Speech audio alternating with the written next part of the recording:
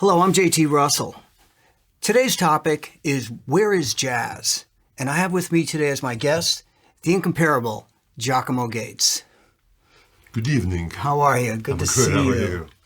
So, Gates, I want to start off with a quote from Jon Hendricks about you that I think really sums it up.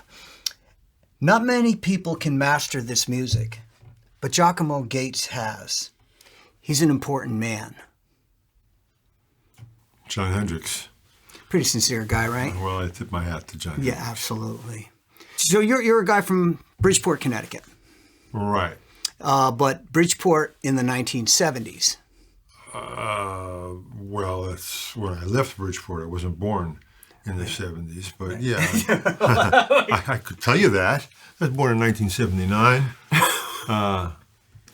No, I was already out of high school in the late 60s. I grew up in Bridgeport. I attended a technical college for a year because I wanted to be a mechanical engineer. But I didn't have much of a math background, and that kind of stunted my growth in mechanical engineering. Well, your dad was, he was quite the... My father did a lot of things with his hands. He could do anything with his hands. He built a couple of houses out of stone. He could do plumbing. He could do carpentry. He worked on airplanes before I was born in World War II. That kept them out of the service.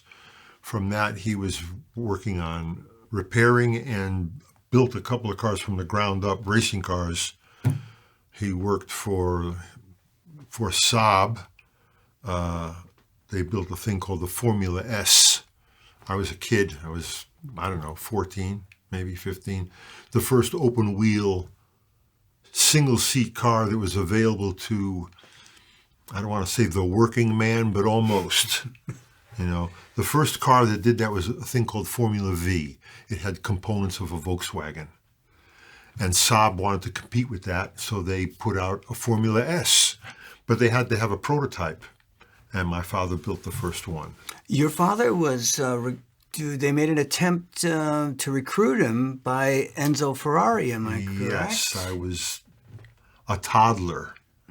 And the way the story went was that my father said to my mother when I was I remember I was a little kid, he could have been born in Italy if it wasn't for you. And I remember, time went by, and I asked, what was that all about, when I don't know, maybe 15 years went by. And he said, well, somebody got to him via telephone who was connected to Enzo Ferrari, who wanted my father to go to Italy and be on the aluminum team to do the skins on all these cars. Mm. And my father was born in Italy. My mother was born in Italy. And they came here when they were 4 or 5 years old, not together, but not prearranged. Right, but for my father, this was an opportunity. Sure. For my mother, it was, I don't want to go back to Italy. We're in America. Yeah. So that didn't take place. He did a lot of things. He did metal sculpture in California. He accomplished a lot of things. So you came from from the quintessential blue-collar family, mm-hmm. In Bridgeport, Connecticut, mm-hmm. Unless you grew up in the 50s and 60s. Yep. And so, you were living among the, like the Donna Reed generation. I mean, you know what I'm saying? Almost suburbia. It wasn't quite suburbia yet. There were no sidewalks. Right. It wasn't the country, but it wasn't the city. But I could walk to grammar school. But behind the grammar school was the projects. Yeah. Beardsley Terrace, one of the most infamous projects on the East Coast at the time, just below Yellow Mill Village and Father Panic and like that, Mm-hmm. So it was. I had both. I could walk to school. It was nice. I lived on a little dead end street, a little single family house. And grammar school was a different world, very different world.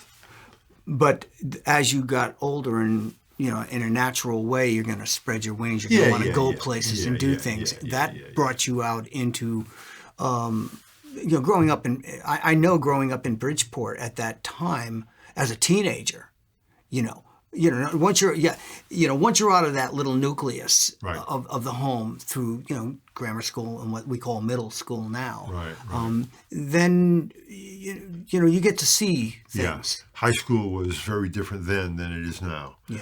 You took a bus to school, but it was a city bus. There were no school buses. I went to Central High School. I got out of Central High School, went to Norwalk Tech, as I said, mechanical engineering. I played guitar as a kid because my father played violin. He encouraged me to get with music. So that was the start of it. Your music inspiration came from your dad. Yeah, he played, big bands and classical music in the house. Okay. That was pretty mainstream, though, wasn't it, at that time? Well, I thought it was. I mean, this was in the late 50s. I was a little kid. So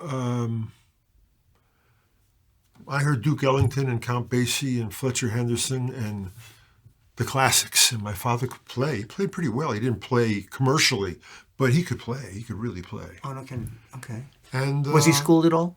Oh, yeah. Oh, he was? Oh, yeah. As a young kid, he took violin lessons. And he was just, fortunate that he was talented. I mean, I think he left school in the fifth grade. Yeah, isn't that fascinating? Yeah, but he was the one that they would bring around to all the rooms on Thanksgiving, and he would draw a turkey. He would draw Santa Claus, or he would draw, seasonal thing. I mean, he could draw you. He could draw me. He could draw this. He just had a gift. Yeah. Well, that was his strand of brilliance. Yeah, absolutely. Yeah. So, I saw that. I thought it was pretty normal, but I found out it wasn't, So he was talented. But, so I took guitar lessons, played guitar, not well, but I played well enough that when I was in my teens, I played in a wedding band. And when I was 16, 17 years old, the guys I was playing with were maybe 22, 23. And when you played in a wedding band then, you played Gershwin and Cole Porter and Harold Arlen and Irving Berlin. And so I became aware of standards. So I learned how to play changes and the melody, but I didn't get enough under my fingers to be able to improvise over chord changes. I didn't put in the work. Would you use a real book? Yeah. Okay. Yeah, the original real book. Right. When there were 3 or 4 tunes on one page. Yeah. You had to be young. I vaguely remember eyes. that. Vaguely, and it would be. I still have it. Is that right? I do. It's a single notes and the lyric to it, and so you'd have everything was a single note with the lyric. And the chord was written G minor 7, not the notes. But because they were illegal, the real books were against the law because of major publishing violation. I mean, I remember the music stores would sell them for, at the time, $300, which was like a lot of money, at that time. And they go, well, back in the 50s, it was probably closer to $50 or something. But I do remember, and I remember a favorite music store actually getting busted because they came in and they were doing it. But because they were essentially photocopied. Yeah. Right? G minor, or is it C minor? Is it G minor 7th, or is there a 9? You know what I mean? So there was, and you could always tell because the bands would always play what they felt it was written, So the chords weren't necessarally matching up with the original composition. Not all the time. But what is okay? So your experience in the live performance, it goes back to teenage years, right? Yeah, and I enjoyed it. But on the other hand, my father told me, he said, have a good time with this. Enjoy it. Play well. But, he wasn't somebody who said go to college. He was, learn a trade. Right. Learn a trade. College to him was like a waste of time. My mother wanted me to go to college. Mm-hmm. My father didn't like education. He said, when you can go to school, when they teach people how to think, then I'll send you to school. Wow. And I'm like, what's he talking about? But I get it, I went to college for a year, and like I said, I couldn't cut it. And I dropped out, and I got a job working construction. as a laborer because I wanted to go for mechanical engineering because I was interested in roads, tunnels, bridges, landing strips. You know, I was a little bit behind it. It was too late, but I was aware of the interstate system was being built. For the Eisenhower. Yeah. Funded, yeah. And that to me was a dream job to be somewhere in I was imagining running a dozer or a scraper in Wyoming or something, So your dreams at the time as a young man were, I mean, you didn't have any, did you have any aspirations in music, entertainment, any of that? No, I was having a good time with it. I didn't think about doing it for a living. Didn't even cross my mind. But you did have dreams about. I mean, did you dream about the construction work? Oh yeah, I wanted to be. First of all, I like being outside, doing anything, just to be outside. So, Connecticut's got 4 seasons, so I worked outside also, and you learn how to deal with it. You learn how to dress for it or whatever. I can remember being 20 years old, standing on the back of a small dump truck in the winter, and the guys in first gear just driving slow through black rock, and I would spread sand. This is before they had sprints. I'm not that old, man, right. But depending on the towns and their budgets and everything, they were using old machinery. Sure. So you learn how to. We used to call them banjos, the shovel. You learn how to make that nice arc. You get good with it, And then because I saw the trucks, I wanted to learn how to drive. I learned how to drive trucks, dump trucks, triaxles. I learned how to drive trailers. I wanted to drive, I wanted to run equipment. I wanted to run dozers and loaders. That's what there was around here. I even went to a school one time after working construction for a company for about 3 or 4 years. I had 2 weeks off. And I went to a construction outfit in New Jersey to learn how to run a dozer and a backhoe. Now, the reason why, just so we're clear, the reason why I'm talking about this is I'm trying to get the listeners or the viewers to see, where you came from, where your roots were. You weren't a kid who was. What's bebop got to do with Caterpillar? Well, actually, you're gonna tell us. Yeah, well, right. I mean, that's why you're here. Yeah. But very seriously, one of the things I've known you for many years, and I've worked with you musically on lots of things. And one of the things that was a pleasure. Yeah, thank you. But one of the things that I've always felt strongly about is your convictions, your work ethic, and just your desire to make it real. I mean, right? We talk about thank that. you, but maybe that comes from being a working stiff, I guess. This is what I'm see. When someone's watching this, I want them to know you so that. Then as we get, because this is going to go for a bit, we're going to be talking about a lot of things. Okay. But the main thing is to understand what's the roots? What were the roots? And this is what you're giving me. So the roots are that you had a desire to be outside. You had a desire to be within nature. I guess you I like nature. Right? I like outdoors. You just made me think of something really interesting. Sure. Being a young kid, 7, 8, 9 years old, watching cartoons on television that were made in the 30s, right? Right. As I got a little older, I realized the music, because there was a lot of music all the time. Remember, they had stick figures and they would always dance. Right. The music was by Cab Calloway, Duke Ellington, Fletcher Henderson. I mean, great music. So I guess in the 30s, that was mainstream music. Right. It was what was happening, Well, music was, let's face it, I'm in technology, the recording end of it, okay? What became mainstream was because of the technology, like the original phonographs. All right. So when the original phonographs came out, they were very expensive. Mm-hmm. And generally, the people who got the ability to record would be like Enrico Caruso, people like that who were international superstars and just of a very, very high level. of performance capability. Yeah. Okay. Yeah. So, I mean, you didn't have anybody take any risks. You didn't have any pop artists per se, because recording was so expensive. There were very few sold. So you really, and there was a lot of scrutiny. You know, you really had to have your chops together. So it was a natural progression for jazz artists such as Ellington to fit that bill. Yeah. You know, because you weren't going to put out. Have to remember, prior to recording, the only thing we had was memory. You'd go to see them live, you'd hear them perform once, and you never got a playback. Now, just to shift a little bit, I've done enough live albums, very, very prominent artists, and we would spend a month fixing things.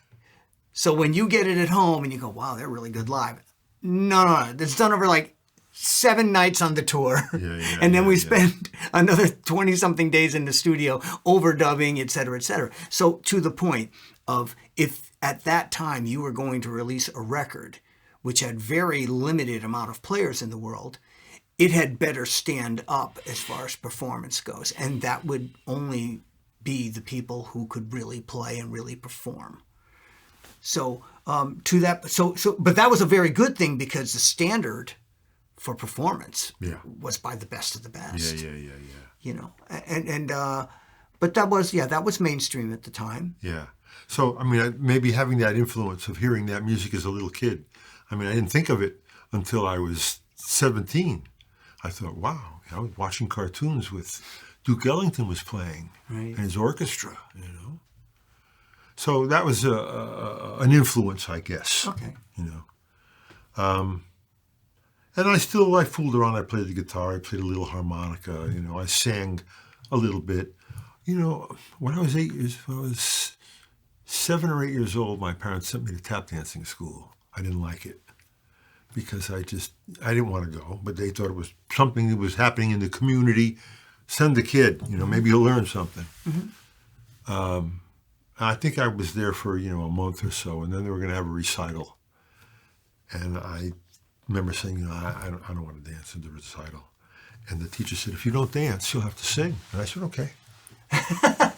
And I sang, I don't know if I can put my finger on it, but I remember seeing a photograph of me at about 7 years old with 6 or 7 kids, maybe 2 or 3 years older than me, with little tap dancing shoes on, girls and boys, and I sang Pretty Baby. Everybody loves a baby, that's why I'm in love with you, pretty baby. That was the beginning of it, man. Wow. So I did a gig at 7, you know. Did you scat? No, I didn't scat, no. You know, that would have been the, you know. But thank you, ladies and gentlemen. Good night. I was comfortable with that. It was fun. I remember it being, okay. You know, it was fun. Yeah. All right, now you're up in Alaska, and you hop a flight, you get off in Fairbanks. It's a relatively condensed story, but the thing I want to get at is, how does a guy from Bridgeport, Connecticut, doing dozer work and road work, end up in front of Callaway in Fairbanks taking a cabaret course? So I went up to Alaska for a year. About 8 years later, I'm still up there, and it's summertime, and I'm laid off for one of the very first times in the summer because I'm usually working. And tell about what work was. Well, I tried to work remote. I didn't get up in the morning and drive to a job. Most of the time, I would be flown to a camp somewhere, whether it be a road job or a dam job or putting in a landing strip. I worked several years for the DEW line, distant early warning, the radar sites that were put up in the 1950s to maintain their landing strips or, get water. Yeah, this was near the beach. It was it's like a lot like Miami. Wouldn't you say? Like Miami, except it never got above 50 maybe in the summer. And in the winter? You couldn't go swimming in the winter. Yeah, 8 feet of ice. The Arctic Ocean used to freeze over. But I mean, to me, it was an experience. I want to touch on one thing because this is an interesting story. It's a little bit out from what we're talking about here. But so you're going to get a bladder. You got to fill a bladder water, yeah. and you got somebody who wants to join you. You really want me to tell that story? Yeah. Okay, well, I worked at a place where somebody's got to get water, and that was part of my job description, to go get water. And going to get water, you have to go get water. And there's a lake in the summer that you can drive to in a truck. There's a road built to a lake, and you back up to the lake and you have a pump, etc., and you fill the water up, and you bring the water back to camp, and they chlorinate it. And this is a whole process. But in the winter, that lake freezes to the bottom. It's only about 5 feet deep. So during the summer, you find a deeper lake, and you mark it by getting there with 50-gallon drums that are painted orange. And you put one so you can see the next one. You go up, you turn around, okay, there's the next one, but put one down.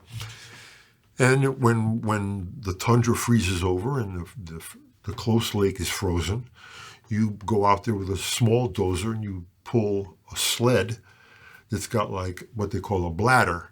And that bladder is in essence like a 1,200-gallon hot water bottle on a sled. Okay. Nothing you hang from your shower. No, not like that.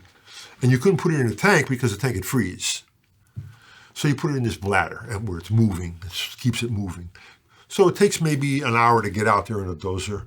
It takes an hour to get, and you're driving a dozer. Yeah, you're doing a little faster than walking pace, like maybe 4 miles an hour. You're getting up at what time in the morning? Oh, well, yeah, we'd get up at 5:30. 5:30, but then you got to drive. I would leave about 9:45 because the sun wasn't coming up yet. The sun would come up, depending upon the time of the year, the shortest time of the year up that far north, the sun would come up, well, it wouldn't come up in January and February. It was just below the horizon, so you could see a glow. But even that glow would help. You'd get up, and I would go during the lunch, the midday, when at least the southern horizon, there would be a glow. And everything's white. There's no trees. It's flat. It's as flat as this table. So the reflection is, you go by reflection. And, you get out there and you drill a hole in the ice with this big auger. And you put the hose down, you start up the generator, and you wait. But while you're drilling the hole, it takes maybe 7-8 minutes to drill this hole because the ice is deep. You got to let it up, let it out. And so I'm out there by myself, and it doesn't usually snow up north. I mean, it snows, but it's not like it snows here. There's ground snow, and it blows around a lot. So you really can't see very far, except if it's on a clear day when there's no wind. So there's blowing snow, and I'm out there, and I'm running this auger. Got a parka on, ski mask, because it's cold. And you're wearing a hood with a snorkel so you don't get windburned. And I'm drilling, and from behind, like an arm comes across my shoulders, chest. And I look down, and it's white. And, well, my parka's white. It's green, but it's white from the snow that's blowing. So I don't know if somebody's fooling around with me. Somebody came out in a pickup or something. I don't know. So I just kind of reached behind me, and I've got a polar bear by his private parts. So I very slowly, he lets go. And when he lets go, I let go, and I run up into the dozer. I shut the door on the dozer, and I look down, and the polar bear's going.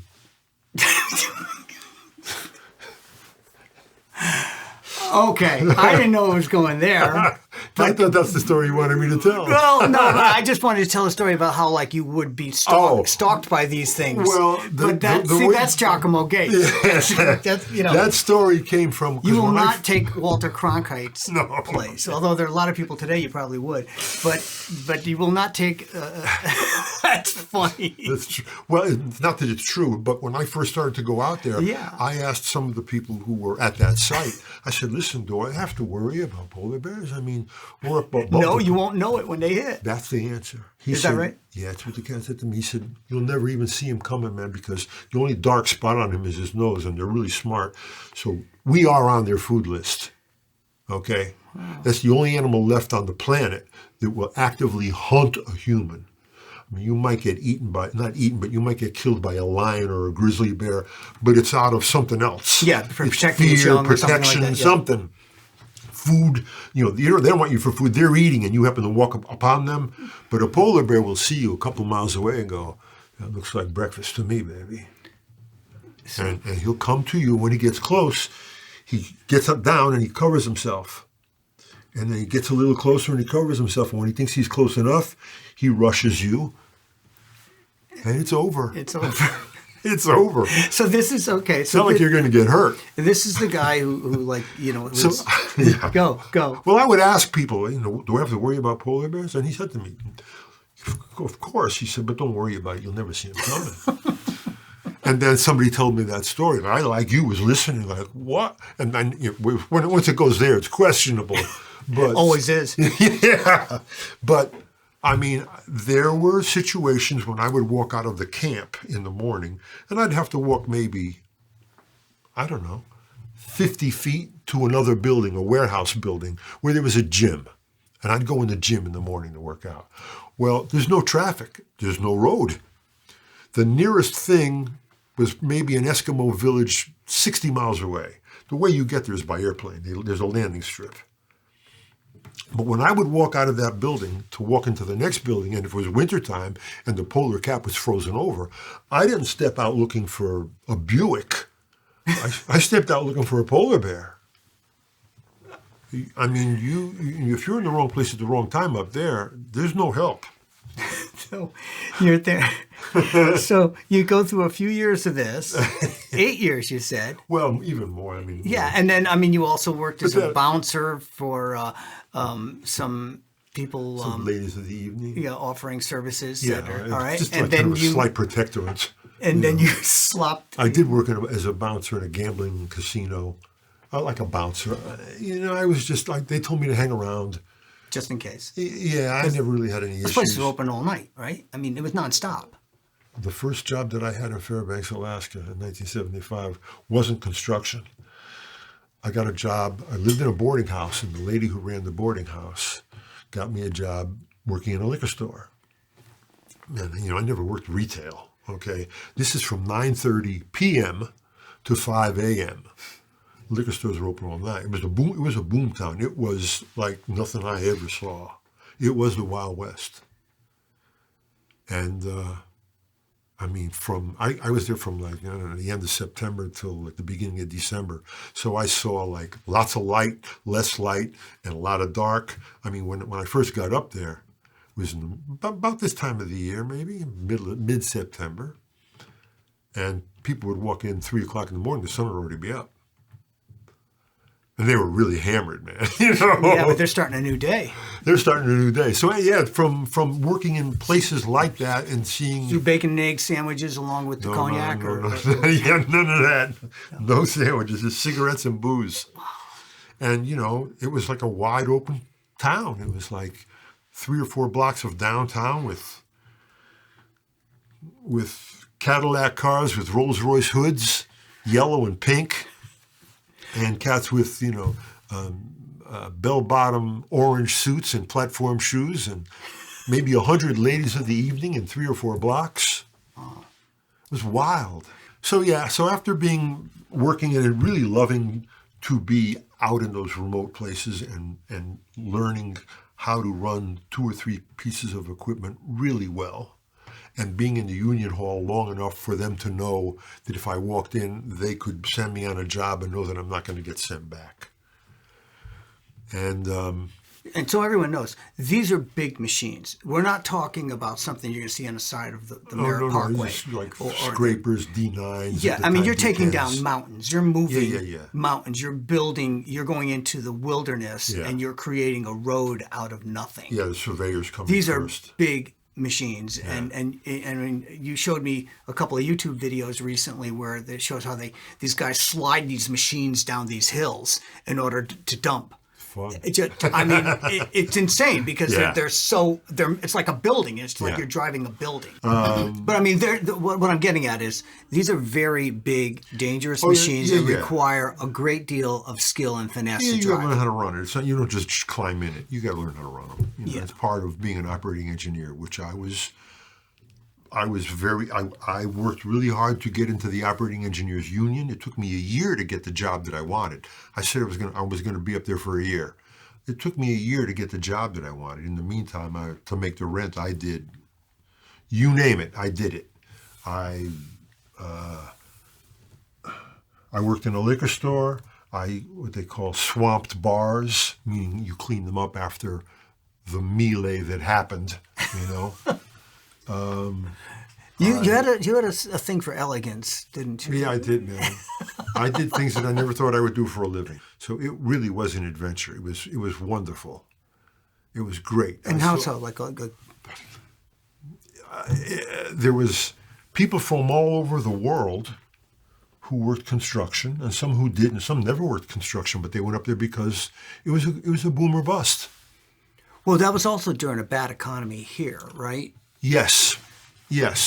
And so there was an opportunity to, maybe you could get out of the laborer's hall. See, I missed it by a couple of years. I went up there in 75. If I had gone up there in 73, they were picking people off the street. It's what they call cost plus. You get the company gets paid per person that they have working for them. So they wanted people. But toward the end, they didn't want people. They wanted skilled hands. Yeah. Because they had now the deadline's coming. So the fact that you even got recognized, I mean, clearly, Gates, you knew what you were doing. I mean, they weren't taking just general stiffs off the street. You had to have some talent. Not when I finally went up there. They wanted hands. That's what they call them, hands. Okay. So so it took me a year to get the job that I wanted, out of the union hall.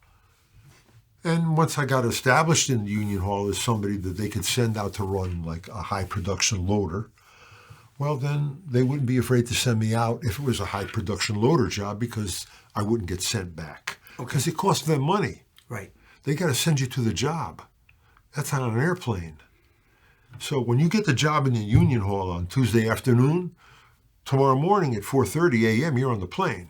There's no, well, can I come in next week? No interview. They got to run it by HR. Do a background check. And if you don't cut it, they say, climb down off of there. We're getting your money, and you're on the next plane out. So it's the point is cut and dry. But I mean, it's not something where just any stiff can go show up and make it. No. Toward the end, you had to be a hand. You had to. Yeah, we talked about that. But I'm saying that it's something to be proud of in the sense of it's an achievement. Right? Yeah. I mean, it really is. And I liked it. I mean, I really did. I liked it. To me, it was an adventure. And how did your trigonometry skills play into They didn't come into it. You didn't know need for it. I had to know how to read grade stakes. Okay. And I had to like be able to look over the edge and say, "Oh, it's about a 2-to-1 slope. Just take those over the side, boy." So you're up there, and how many years? 13 years, so, right? Yeah, 14 years? I came back to Connecticut for like 6 or 7 months one time, just to come back and visit. And I went to New York. I was going to do some commercial modeling. How about that? How about that? I had long hair. It was about the time of the Marlboro Man. Oh, we got to put up the photo. Okay. And I came close to a couple of commercial modeling jobs, but it wasn't my scene. Oh my gosh, I can't. It wasn't my. I mean, they said to me, well, I'm not that big, but regarding models, they want a 40 regular. I found that out later. They want to be able to put clothes on you 40 regular, no alterations. Well, I'm built like a gorilla, man. I got long arms, long legs. I didn't fit, but I had an outdoor look that they thought that they could use. But it just wasn't my thing to go to go-sees, that's what they call them, with your portfolio of photographs and whatnot. So I fooled around with it for a little bit. I said, I'm going back to Alaska, And for the summer that you asked about, I happened to be laid off. And there was a summer arts festival, a Fairbanks Summer Arts Festival called. And it was been going on for 7 or 8 years. I was never even aware of it because I had a place in Fairbanks to live. I ended up buying a condominium. I bought a condominium when it was being built. I mean, people go, "Did you live in an igloo?" No, man. I lived in a house. But that's a whole other thing. But there was a summer arts festival, and there was no jazz class, but there was everything. There was everything. Every instrument was being taught. You could take graphic arts. You could take charcoal drawing. You could take photography. And who would sign up for these? The people in Fairbanks. And people used to come from, there were people from the lower 48. They would come to this festival because the instructors were from all over the world. Oh, I see. Okay, so this was legit. This wasn't something that was run by the Alliance Club or a Rotary Club. There was a lady and her husband, Joe and Dick Scott. They were the people that used to run it. They were the producers and the directors. Okay, so they brought in some They brought in people from all over the world to instruct. And how classical teachers. How long did this last? 2 weeks. Was it 2 weeks? You said that. 2 weeks, every day. And in the evening, they would have performances by either the instructors or some of the students. So there was a cabaret class taught by Chris Calloway, Cab's daughter. Wait a minute. So that was enough for me to sign up. Okay. Somebody, actually, a woman friend that I had told me, she said, you sing, you play guitar a little bit. They're having a summer arts festival. You should go. Really? And I look at the catalog, Chris Calloway, Cab's daughter. So it was by audition. I went and I sang something and I got in. And it was just fun. It was something to do for the summer while I was in town for a couple of weeks. So I think there were like maybe 10 or 12 of us in this class. There was a piano player, bass player, professional players with Chris Calloway. And there's a guy sitting in the back. If I was 35, 33, he was maybe 60, 63. I thought he was taking the class, but he didn't sing. He's back there writing and writing. So I finished my little song that I sing. I sit down and he says to me, this is what got me right off the bat. He said to me, "Say, baby, where are you from?"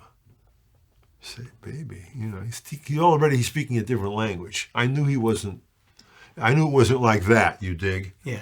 Say, baby, where are you from? I said, I live right here in Fairbanks. He said, I didn't ask you that. I didn't ask you where you live. I asked you where you're from. I said, Connecticut. He said, I thought so. And he introduced himself. My name is Grover Sales. Oh. So Grover Sales was from San Francisco. He was a writer, a historian, an educator. He was on the ground floor. He was part of the Monterey Jazz Festival in the 50s. Mm-hmm. He was Dizzy Gillespie's road manager in the late 50s.